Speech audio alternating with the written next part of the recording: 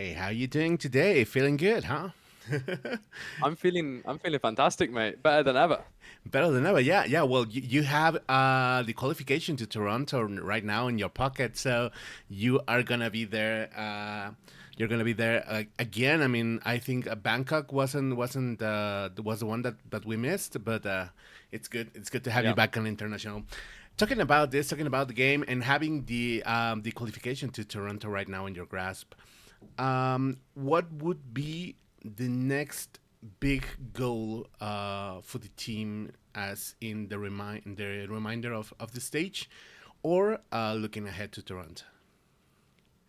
I think for us, we've learned from the past where we've qualified for past international events, for example, Shanghai, or qualified for champs, and then we've kind of just relaxed a bit too much, and then we lose the stage one or we lose stage two. So I think right now we're not going to be thinking a lot about Toronto. Maybe today, obviously, we're happy, but I think right now our main focus is on our next game. So yeah, we just take things game by game. We're going to be focused on, I think it's Fnatic versus Liquid, whoever wins that. So yeah, we're still looking to win stage one before Toronto, but it's a very nice feeling just to be safe. Yeah. You have two games, two important games ahead of you. One, in if you get to win the upper final, you would be right there in the grand final, and then you would be just a best of five away from snatching the trophy. You being there in the past year, I believe, you were near grasping that trophy. What would you say? What has changed from that Heretics that came into the grand final to the Heretics that we have on stage today? I think the main difference is our mental. I think last year we lost so much, so many finals that it's impossible to not learn from it. Like we're really good at kind of not getting frustrated or tilted like that often. Obviously, it still happens, but I think the main reason why you can end up losing these finals is because you're getting comebacked or you're getting snowballed. And I think right now we have the skill to know how to stop it and how to refocus. Because I think when we're focused and when we're on point and we're playing our game, not their game, then we beat every team in the world. So yeah, I think that's something that we learned from last year, and I think that's the reason why I believe there's not going to be a second place curse this year. Yeah, but even with the second place, you guys had like a pretty strong performance for like a new roster last year. You are like proving this year that you guys what you're made of and what you're capable of. And right now with the ticket to Toronto, you're one of the teams that people are eager to see. I mean, I think G2 just tweeted about having a fifth rematch against you, because I think you played a lot last year. Yeah. And I know you try not to get ahead too much, but from the teams we have right now on the list, is there one that you are looking forward to play on in Masters? I think Paper X for me. I think the last time we played against Paper X was at Masters Madrid.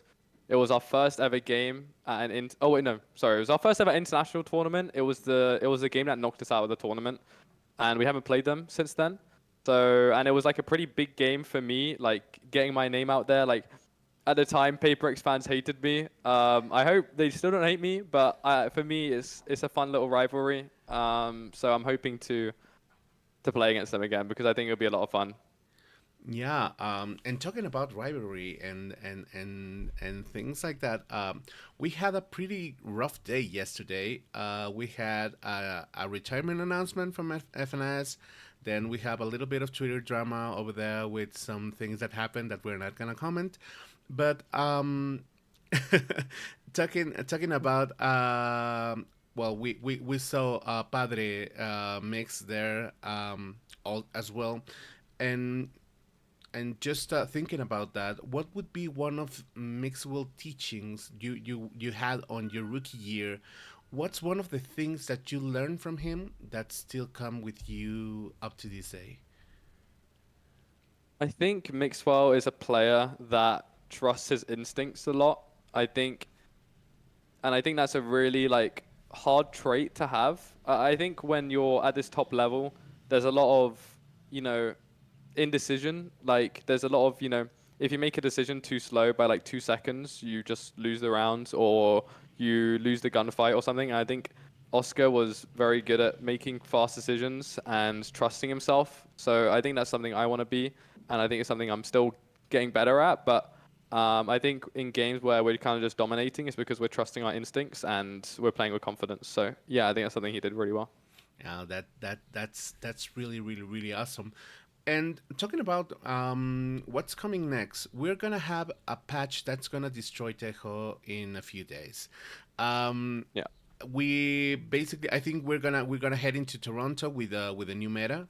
Tejo might not be in the picture by then. So as a Cypher player, is how this change feels for you, as you're not gonna have to worry that much about aggressive entries and getting your utility wiped away by a couple of rockets. So how does this feels for you as a Sentinel player? I'm really happy you mentioned that because I feel like I swear last year things were so much easier for me. Like nowadays I need to think about, okay, if I put a trip here, it's gonna get tail missile. I've got to put it like somewhere really bad just because it won't get missiled, or I can't play here because it's just gonna double miss it. Oh, I'm gonna tail altered here. Like I need to play so much differently than how I used to play, and obviously like I got better at it. You're kind of forced to have to learn how to deal with it, but I think I'm at my best when there's no Teo. I think most Sentinel players are. So yeah, it feels really good that the agent kind of just got destroyed because yeah, the less Teo, the better for me. So I'm happy. Yeah, and we've had like several eras in meta. One of the most notorious one were the ones the chamber meta, or right now the Tejo meta, the Astro meta.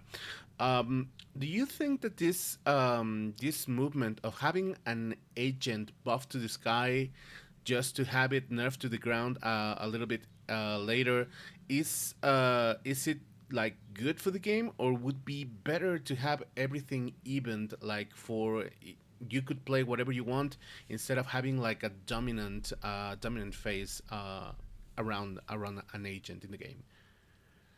I think this upcoming meta with Teo being nerfed is going to be the most equal that we've had. Like in terms of, I believe that you can kind of play any comp now that you want. You can play the things you feel most comfortable on instead of just having to stick to what agent's most OP. And I think for me, it's the best like that, just because you're gonna be there's gonna be so many different comps, and it's gonna be fun to see who's done the most prep on things, and who comes up with really cool ideas. Because I think now that Teo's gone, there's gonna be a lot more cool ideas with comps. Whereas it's just always, right now it's just Teo on every map, and you've got to find a way to counter Teo, or you've got to find a way to fit Teo in your comp or whatever. Like everything's kind of based around Teo, and yeah, I think for me, it being more balanced is a lot nicer. So yeah. Yeah, well, that yeah, I think we're gonna see a pretty interesting Masters in Toronto. I think we are almost a couple of minutes away from the time limit. Do you happen to know any words in Spanish from your time with Mex or something from? I mean, I learned Spanish in school. That's about it. I know how to like say hola, me llamo Benji, tengo 21 años. That's as much as I can do. I can count from like I can do numbers uno, dos, tres, cuatro, cinco, seis, siete, ocho, nueve.